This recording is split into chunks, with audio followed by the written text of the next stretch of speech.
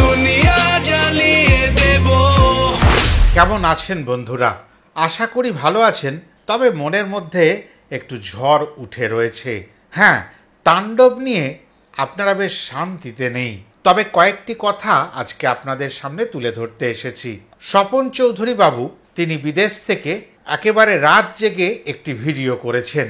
সেই ভিডিওটি দেখা বা শোনার পরে ভাবনাটা অনেকটা পরিষ্কার হলো, যেগুলো নিয়ে আমার মনেও অনেক প্রশ্ন ছিল যে ঘটনাটা ঘটছে কি। তবে স্বপনবাবুর কথায় আসার আগে কয়েকটি কথা আমি বলে নিতে চাই। এই রায়হান রাফি এই মানুষটি কিন্তু বহু বছর আগে শাকিব খানকে নিয়ে একটি সিনেমা করতে চেয়েছিলেন। সেই সিনেমাটির সম্ভবত নাম ছিল প্রেমিক। সেই বিশেষ ছবিটি কোনো কারণে পোস্টপন্ড হয়ে যায় এবং সেই থেকে রায়হান রাফির একটা ছোট্ট হলেও রাগ ছিল মেগাস্টার শাকিব খানের ওপরে। এগুলো কেন বলছি? আগে ওই পুরনো উৎসটা না জানলে আজকের যে গল্পটা পরিষ্কার হবে না। এই জন্য আজকের ভিডিওটা একটু বড় হবে, আপনারা মনোযোগ দিয়ে একটু শোনার চেষ্টা করুন। না, আপনাদের কোনো প্রতিক্রিয়া চাইছি না বা আপনাদের ওপরে কোনো কিছু জোর করে তুলে দিতেও চাইছি না আমার ভাবনা, যে আমি যা ভাবছি বা স্বপনবাবু যা ভাবছেন বা অন্যরা যা ভাবছেন একে অপরকে সেটা থোপে দিতে হবে, এরকমটা নয়। প্রত্যেকের নিজস্ব দৃষ্টিভঙ্গি আছে, প্রত্যেকে নিজের মতো ভাবনা চিন্তা করার গণ্ডি আছে, তার নিজস্বতা রয়েছে। সেই জায়গা থেকেই এই কথাগুলো বলছি। এবার সেই একটা ক্ষীণ রাগ যে ছিল সেইটা প্রকাশ পায় প্রিয়তমার সময় যে সুরঙ্গ সিনেমা এসেছিল আফরান নিশোকে নিয়ে। সেই সিনেমাটার প্রচারের সময় একটি বিশেষ টিভি চ্যানেলে সাক্ষাৎকারের সময় দর্শকদের সাথে যে কথোপকথন হয়, বিশেষ করে সেই টেলিভিশন চ্যানেলে যারা আসেন আলাপচারিতায় বা এই ইন্টারভিউ গোছের বিষয়ে, তাদেরকে সঞ্চালক একটা জিনিস করেন, আজও করেন। সেটা হচ্ছে পেছনে একটা পর্দায় কারো ছবি দেখানো হয় আর সামনে দর্শক সেই ছবি দেখে নাম না করে কিছু ক্লু দেয়। সেই ক্লুটা দিয়ে বুঝে নিতে হবে যে পেছনের ছবিটা কার। সেদিন ওই অনুষ্ঠানে দুজনে ছিলেন যাদের আলাপচারিতা হচ্ছিল। একজন আফরান নিশো একেবারে এক্সট্রিম লেফটে বসে, আর আরেকজন তার পাশে বসে এই রায়হান রাফি সাহেব। পেছনের ছবিটি ছিল শাকিব খানের। দর্শক পরিষ্কারভাবে প্রত্যেকটা ক্লিউ দিচ্ছিলেন যাতে একটা ক্লিউতেই বোঝা যায় যে আফরান নিশো বা রায়হান রাফি বলতে পারেন ওনার নাম শাকিব খান, আমাদের ছবি দেখার দরকার নেই। কেননা প্রথম ক্লুটা ছিল উনি এই মুহূর্তের সব থেকে বড় সুপারস্টার, আর সম্ভবত এই ঈদে আপনার বিপক্ষে সব থেকে বড় প্রতিদ্বন্দ্বী। ব্যাপারটাকে হাস্য কৌতুকের জায়গায় তুলে নিয়ে যায়। অন্য দর্শক ক্লু দেন, ভালো সানগ্লাস পরেন, তাতেও তিনি সন্তুষ্ট নন। আরও খুলে বলো, আরও খুইল্লা কও, এরকমভাবে একটা হাসি মজাকের পরিস্থিতি সৃষ্টি করেন। এরপরে যে ক্লিউটা দেওয়া হয় দর্শক আসন থেকে, সেই ক্লিউটায় ওনারা ধরতে পেরে যান এবং সেখানে আফরান নিশোর থেকে এই রায়হান রাফি বেশি অট্টহাস্য করেন। এরকম একটা হাসি স্ফুরণ আমি রায়হান রাফির মধ্যে দেখতে পেয়েছিলাম। এবং রায়হান রাফি একটা জিনিস সবসময় মনে করেন, লেজে খেলাবেন। বিভিন্নভাবে উনি এই টোটাল ইন্ডাস্ট্রির বেশ কিছু মাথা আর রাজনৈতিক পরিমণ্ডলকে ক্যাপচার করে ফেলেছেন। পরস্পর বেশ কিছু ভালো কন্টেন্ট এনে, যেহেতু উনি একজন মেধাবী এবং নামকরা পরিচালক, উনি বুঝে গেছেন আমাকে ছাড়া এই মুহূর্তে বাংলাদেশের ইন্ডাস্ট্রি চলবে না। এই জন্য আমি যখন যা খুশি করতে পারি তাতে শাকিব খান বলে কোনো চ্যাপ্টার বা ফ্যাক্টর আমার সামনে বাধা হয়ে দাঁড়াতে পারে না, কেননা বাকি সব ব্যাপারগুলো আমার সাথেই আছে। সে আপনি প্রযোজক সংস্থা বলুন, একেবারে নামজাদা, সব থেকে নাম করা, সে এপার বাংলা বা ভারতবর্ষের হোক আর বাংলাদেশের হোক, প্রত্যেকটা জায়গা উনি কিন্তু ক্যাপচার করে ফেলেছেন। সেটা ওনার কোয়ালিটি দিয়ে, আমি ওনাকে ছোট করতে আসিনি। রাজনৈতিক পরিমণ্ডলের চাপ, যেটা স্বপনবাবু বললেন, এবং এই মুহূর্তে সাকিবিয়ানদের একটা বড় অংশ যে পিছনে চলে গেছে, এই নিয়ে কিন্তু শাকিব খান আপনাদের মেগাস্টার বড় মনোকষ্টে রয়েছেন। শুধু একটি কথা বলবো, একবার ভাববেন, যেই মানুষটার জন্য রোজা মাসে আপনারা পথে নেমেছিলেন, সারাদিন না খেয়ে না দিয়ে একটু জলও গলায় না ঢেলে আপনারা ঘেরাও করে দাঁড়িয়েছিলেন ওই বিশেষ একটি স্থান যেখান থেকে যেন আনকাট সার্টিফিকেটটা বেরোয়। আপনারা ঝগড়া করেছিলেন, খারাপ হয়েছিলেন, অশান্তি করেছিলেন, আপনারা অনেক কিছু করেছিলেন, আপনাদের নিয়ে সমালোচনা হয়েছিল, আপনাদের আবার মাথার মুকুট করে নাচানাচি করা হয়েছিল। বরবাদ তার ফলাফল বুঝিয়ে দিয়েছে, কিন্তু সবাই হৃদয় ভাই নয়। আর এই সিনেমাটা শাকিব খানের, যদি সিনেমাটা ফ্লপ হয় প্রত্যেকে বলবে কি হয়েছে, মেগাস্টার নাকি ওই তো সিনেমা ফ্লপ করলো, ঈদেও আর চলে না তোমাদের মেগাস্টারের সিনেমা।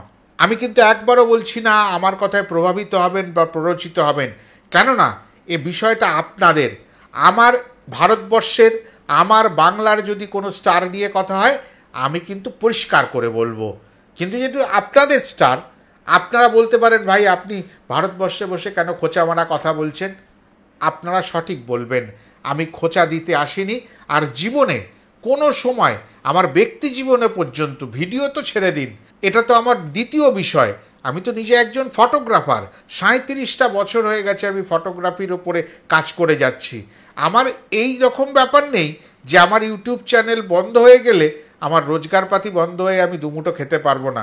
ওই জন্য যারা যারা বলেন অন্যদের, আমাকে কোনোদিন কেউ বলেননি, আমি এ অপরাধ করতে পারবো না যে আমাকে একটি সাকিবিয়ান বা একজন বাংলাদেশি মানুষ আমাকে এই কথা বলেছেন যে ভিউয়ের জন্য আপনি ভিডিও করেন।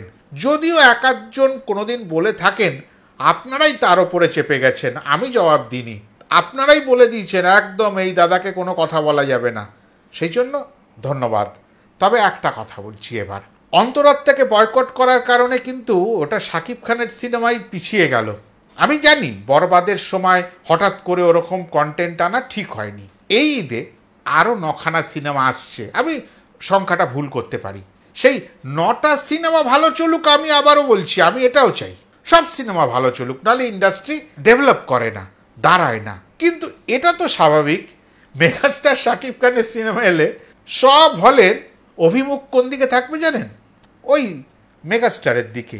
অলরেডি সিনেমার সেন্সার সার্টিফিকেট পর্যন্ত আসেনি, মানে জমাই দেওয়া হয়নি, তারপরে তো আসবে। প্রমোশনাল অ্যাক্টিভিটি কিছুই শুরু হয়নি, ওই একটা পোস্টার, ওই একটা অ্যানাউন্সমেন্ট, ওই একটা ছোট্ট গান, টাইটেল ট্র্যাক, এই দিয়ে কোনো প্রমোশন কোনো সিনেমার আগেও হয়নি, আজও হয় না, আগামী দিনেও হবে না। টিজার ট্রেলার লাগবে, ভালো রোম্যান্টিক গান লাগবে, ক্যাচি নাম্বার লাগবে, এসব তো লাগবে, সব কিন্তু বন্ধ করা। দেখুন এই গেমটা বুঝতে পারছেন?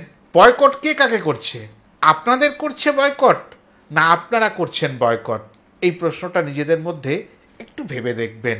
আর 6-7 দিন বাকি, এর মধ্যে আপনাদের কাছে সমস্ত প্রমোশনাল ম্যাটেরিয়ালগুলো এসে পৌঁছানো উচিত ছিল না? বিশেষ কিছু সাকিবিয়ানরা যারা পরিশ্রম করে শাকিব খানের পাশে দীর্ঘদিন ধরে রয়েছে, তারা কন্টেন্ট ক্রিয়েটার নন। কন্টেন্ট ক্রিয়েটার যাদের বলা হয় তারা আলাদা, তাদের ভিউজ দরকার হয়। এনাদের যারা কথা বলছেন তারা কিন্তু ভিউজের জন্য কথা বলেন না, তাহলে তো সারাদিনে 10টা করে ভিডিও আসতো, শাকিব খান শাকিব খান শাকিব খান। আর এর পাশাপাশি একটা কথা বলি, বরবাদ সিনেমা, তাণ্ডব সিনেমা বা তুফান সিনেমা, রাজকুমার, প্রিয়তমা, এ কিচ্ছু লাগবে না, সিনেমার নাম শাকিব খান। শুধু শাকিব খান একটা পেছনে মিউজিক দিয়ে বিভিন্ন পোশাক পরে হেঁটে যাবেন আর হেঁটে আসবেন, 2 ঘন্টার সিনেমা, তাও হিট হয়ে যাবে।